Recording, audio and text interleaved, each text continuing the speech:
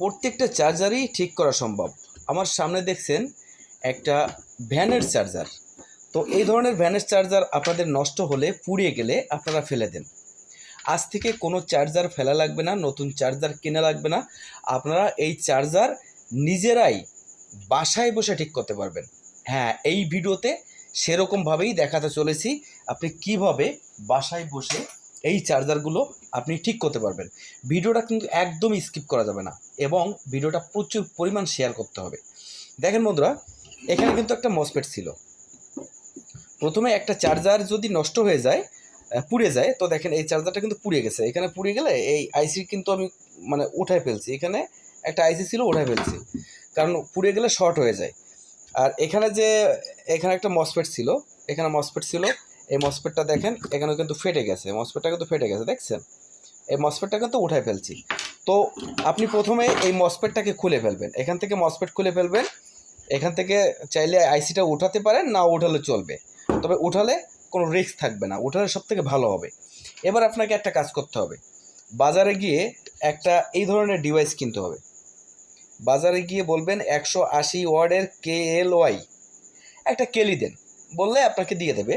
দাম খুব কম নেবে, 120 টাকা থেকে 30 টাকা হয়তো বা নিতে পারে। তো এই ধরনের একটা ডিভাইস কিনে দেখবেন তাতে কিন্তু 3টে তার থাকবে, একটা লাল, একটা নীল, একটা কালো। আপনি নীল তারটা কেটে ফেলবেন এবং রাখবেন লাল এবং কালো। তো আমার এখানে এটা পুরাতন একটা ডিভাইস ছিল, তো যার কারণে আমি এটাকে লাল বানিয়ে নিয়েছি, এটাকে কালো বানিয়ে নিয়েছি। এটা খেয়াল করবেন, আপনি লাল আর কালোটা রাখবেন। এবার লাল আর কালোটা আপনারা কোথায় লাগাবেন আমি দেখাচ্ছি। দেখেন, সরাসরি যে লাল তারটা আছে, আপনি এখান থেকে যে মসফেটটা খুলেছেন, এই যে মসফেটটা খুলেছেন, এই মসফেটের মিডিলের যে লেগ, মিডিলের যে ঠ্যাং আছে, এখানে লাগাতে হবে আপনাকে। এই যে মিডিলের লেগে লাগাবেন। লাগায়ে এবার এই কালো তারটা কোথায় লাগাবেন? মিডিলের লেগে, এখানে একটু ভুল আছে, মিডিলের লেগে লাল তারটা লাগাতে হবে। এই লাল তারটা লাগাতে হবে। এবার এই কালো তারটা লাগাতে হবে। এই ক্যাপাসিটারে দেখেন, ক্যাপাসিটারে কিন্তু একটা মাইনাস প্রান্ত আছে, এখানে মাইনাস দেখছেন? এটা এই কোথায় মাইনাস প্রান্তটা? এই মাইনাস প্রান্তটা আছে এইখানে। তাহলে আমি এইখানে লাগাই দিব, ব্যাস আমাদের কাজটা কিন্তু শেষ। এবার এইখানে রেগুলেটর দেখছেন, এখানে রেগুলেটরটা কিন্তু কমায় নিতে হবে, এইভাবে কমায় নিতে হবে। এভাবে কমায় নিয়ে এবার কিন্তু আপনাকে কী করতে হবে? সিরিজ লাইনে লাইন দিতে হবে। এবার সিরিজ লাইনে লাইন দিতে হবে। এবার দেখেন আমি কিন্তু সিরিজ লাইনে এই যে কানেকশন করছি, আমাদের চার্জারটা একদম ওকে হয়ে গেছে, দেখছেন? চার্জারটা কিন্তু ওকে হয়ে গেছে। এখন চার্জ দিলে কিন্তু চার্জারটা চার্জ হবে। তবে একটা বিষয় আছে, যখন এই চার্জারটা রেডি হয়ে যাবে তখন গাড়ির ভিতরে এই সকেটটা গাড়িতে ঢুকাই দেবেন, ঢুকাই দিয়ে চার্জারে কানেকশন দিবেন।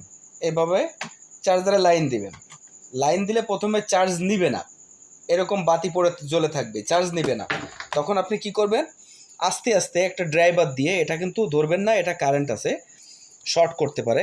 একটা ড্রাইভার দিয়ে এখানে ভেরিয়েবল আমি দেখাচ্ছি ভালোভাবে। এই ভেরিয়েবলটা আপনাকে ঘোরাতে হবে, আস্তে আস্তে ঘোরাতে হবে। এই যে ভেরিয়েবলটাকে আস্তে আস্তে ডান দিকে ঘোরাতে হবে। ঘোরালে দেখবেন যখন লাল বাতি জ্বলবে চার্জিংয়ের, তখন থেমে যাবেন, তখন থেমে যাবেন। আর হালকা একটু মোড়া দিবেন, হালকা একটু এগোয় দিবেন, না হলে কিন্তু তাড়াতাড়ি ফুল চার্জ হয়ে যাবে। ঠিক আছে? আর একটু বেশি দিবেন, একটু বেশি দিলে চার্জটা লিমিট অনুযায়ী হবে। তবে বন্ধুরা একটা বিষয় আছে, দেখেন, প্রত্যেকটা ভিডিওতে আমি কোনো ফেক ভিডিও করি না, আমি অরিজিনালিটি বজায় রেখে ভিডিও করি। প্রত্যেকটা ভিডিওতে আমি সত্য কথা বলি। এই ডিভাইসের একটা ব্যাপার আছে, এই চার্জারটা কিন্তু আগের মতো কন্ডিশন হবে না। কারণ আগে যেভাবে আপনার চার্জারটা পারফরমেন্স দিত, আগে যেভাবে চার্জ হতো, তো এটা কিন্তু আপনার খুব বেশি ভালো চার্জ দিবে না। কারণ কি, সময় বেড়ে যাবে। মানে আপনার আগে চার্জ হতো 6 ঘন্টা চার্জ হতো কি 8 ঘন্টা চার্জ হতো, তো এখন লাগবে কিন্তু 12 ঘন্টা কি তার বেশি লাগতে পারে, চার্জ হবে কিন্তু সময় বেশি নেবে। তো এটাতে চার্জ দিলে কিন্তু বেশিক্ষণ আবার চার্জ আপনি ইউজ করতে পারবেন না। দেখা গেল আপনি চার্জ দিছেন, ফুল চার্জ দেখাচ্ছে, কিন্তু আসলে মার্কেট রোডে গিয়ে টান দিছেন, বাতি একটা কমে যাচ্ছে, এরকমটা হয়। আপনি এই চার্জারটা সাপোর্ট হিসেবে ব্যবহার করতে পারেন। আপনি ঠিক করে সাপোর্ট হিসেবে ব্যবহার করতে পারেন, কিন্তু আসলে অরিজিনালিটি হবে না, অরিজিনালের মতো এটা কিন্তু হয় না, এটা কিন্তু মাথায় রাখতে হবে। তো আশা করি বুঝতে পেরেছেন, ভুল তথ্য আমি দিব না। আর এই ভিডিওটা বেশি বেশি শেয়ার করবেন। আসলে এটা করার থেকে আমি মনে করি না করাটাই বেটার। সব থেকে ভালো হয় একটা চার্জার কিনে নিলে, আর এটা কিন্তু আগের মতো পারফরমেন্স দেবে না। তবে চার্জার ঠিক করা যায়, অনেকে ঠিক করে চালাতে চায়, অনেক টেকনিশিয়ান আছে যারা আসলে জানে না কিভাবে ঠিক করতে হয়।